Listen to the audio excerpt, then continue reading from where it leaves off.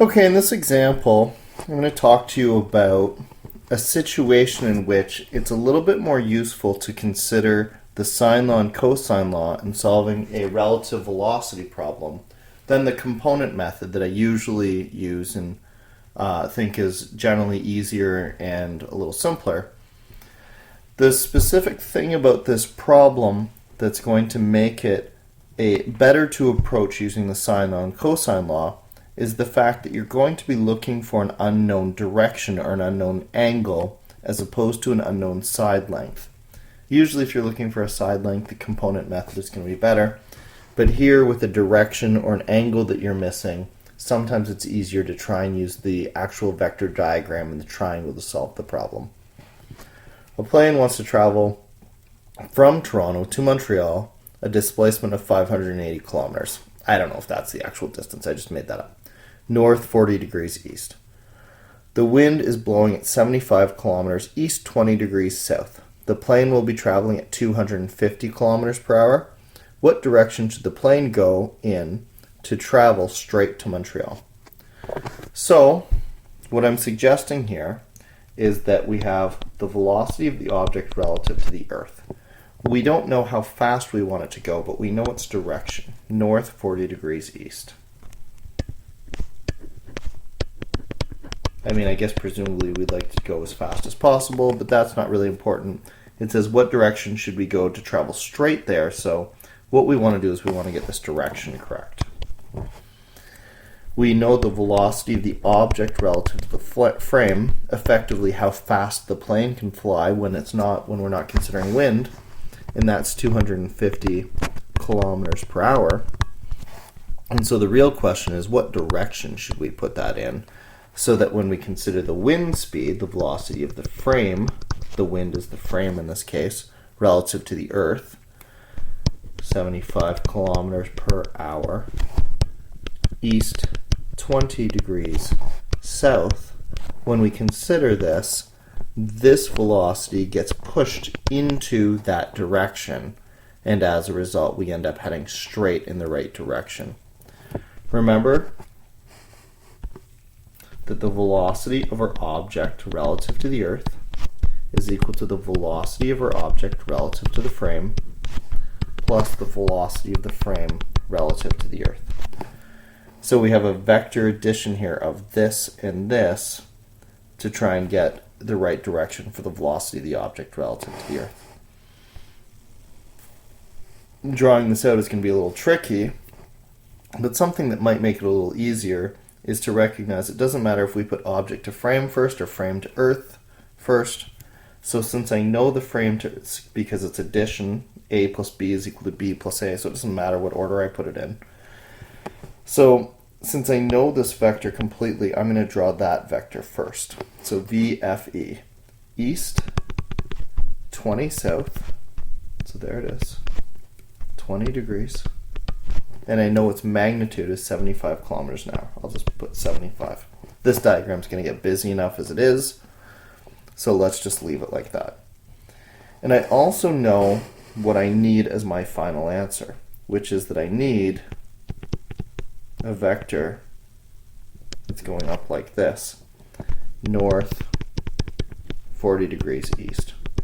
I don't have a magnitude for that, but I know what direction it has to go, north and 40 east. So whatever I want to do here, whatever my velocity of my object relative to the Earth is, it's got to make that 75 add up so that it ends up going in that north 40 degrees east direction. And we do know how big it is. That one's 250 kilometers an hour.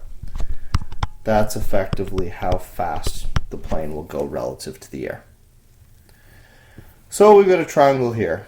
The wind plus our speed gives us, that should be the object relative to the frame. The wind plus our speed relative to the wind gives us our overall resulting velocity of the object relative to the Earth. This is 40 degrees, and this makes a right angle. Then we can see that this must be 50 degrees. 40 plus the unknown angle goes to a right angle, so the unknown angle is 50 degrees. So I've got 20 and 50 here. So I've got 70 degrees. And we remember all the way back to grade 10 math, if we have an angle and we have two sides, we should be able to solve this triangle. In this case, we've got 70 degrees and 250 and 75, so we don't have an enclosed angle. We have the other situation, so this turns out not to be sine law nor cosine law. This is the sine law, right? And what we want to do is we want to figure out what direction this vector is going in. So I'm going to find this angle right here. I'm going to call him theta for the purpose of this discussion, and then we will work from there. So what I know is sine 70 over 250, those guys are opposite one another, is equal to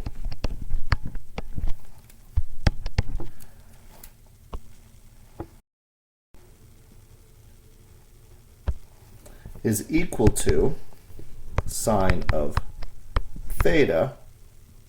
Oh, actually, you know what? I'm looking at this and I can't find theta. But I'm going to find this angle then. I'll call it phi. Sine phi, this one right here, divided by 75. This is the one I want in the end, but I can't get it because I have to have the angle that's across from the number that I have. And since I don't know this side length, I have to do this angle first. They all have to add up to 180 because they're the interior angles of a triangle, so we'll be able to sort this out. But for now. So, sine phi is equal to 75 sine 70 divided by 250. Bringing the 75 up to the side. Just use my calculator here. 75 sine 70 divided by 250. And then I inverse the sine. And I get an angle of 16.4 degrees. So phi is equal to 16.4 degrees. So that's that guy there. So I know the angles in this triangle, 180 degrees, are equal to 70 degrees plus 16.4 degrees plus our own unknown angle, which I called theta a while ago. So that means theta is going to be 180 minus 70 minus 16.4, 94 degrees. So this angle right here is 94 degrees. Now what I want is I want this vector right here, this one, specified relative to a normal coordinate system. So I've got this angle here, but that's relative to this 20 degree vector. So what I'm going to do is I'm going to blow up this little spot here just so that I can see clearly what angle I actually need for my heading. So remember, I had a 20 degree coming in, and now I know that I'm coming out at an angle of 93 or 94 degrees. So if this is 20 and this makes a right angle triangle, that's 20, this is 90, then this has to be 180 minus 20 minus 90, or I think it's 70 degrees.